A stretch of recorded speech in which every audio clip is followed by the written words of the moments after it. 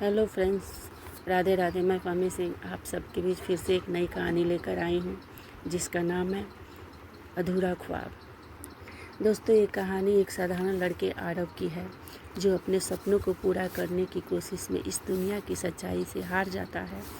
प्यार, गरीबी और हालात की मार ने उसकी ज़िंदगी को एक ऐसा मोड़ दिया जहाँ से लौटना मुमकिन नहीं था। आरव एक छोटे से गांव का होनहार लड़का था, पढ़ाई में तेज और आँखों में बड़े बड़े सपने लिए हुए। उसके पिता खेतों में मजदूरी करते थे और माँ घर में सिलाई करके कुछ पैसे जोड़ती थी। घर की आर्थिक स्थिति बहुत खराब थी, लेकिन आरव ने कभी हार नहीं मानी। हर सुबह वह स्कूल की पुरानी चप्पल पहनकर टूटी स्लेट लेकर दौड़ता हुआ स्कूल जाता था। वो चाहता था कि एक दिन बहुत बड़ा अफसर बने, अपने माँ बाप के लिए एक अच्छा घर बनाए। स्कूल में उसकी मुलाकात हुई सांची से, एक शहर से आई लड़की जो गांव में पढ़ने आई थी। सांची खुले विचारों की तेज और हंसमुख लड़की थी। दोनों की दोस्ती धीरे धीरे गहराई में बदल गई। आरव को पता था कि उनका मेल शायद मुमकिन नहीं, फिर भी उसने दिल को रोक नहीं पाया। सांची ने भी उसकी सादगी और ईमानदारी पर मोहित हो गई थी। दोनों अक्सर खेतों में, मंदिरों के पीछे या गांव के स्कूल के छत पर मिलते थे और एक दूसरे के सपनों की बातें करते थे। एक दिन आरव के पिता को खेत में चोट लग गई और कमर के नीचे का हिस्सा काम करना बंद कर गया। घर की सारी जिम्मेदारी आरव पर आ गई। पढ़ाई छूट गई, किताबें बेचनी पड़ी और दिन रात मेहनत करनी पड़ी। उधर सांची के पापा को दोनों के रिश्ते की भनक लग गई।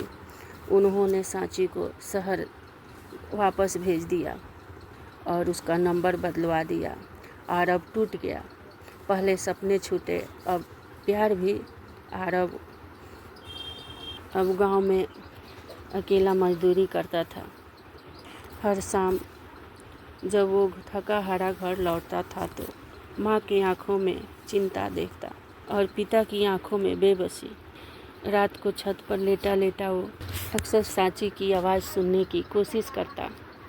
कई बार उसने शहर जाकर उसे ढूंढने की सोची, लेकिन पैसे नहीं थे, हिम्मत नहीं थी।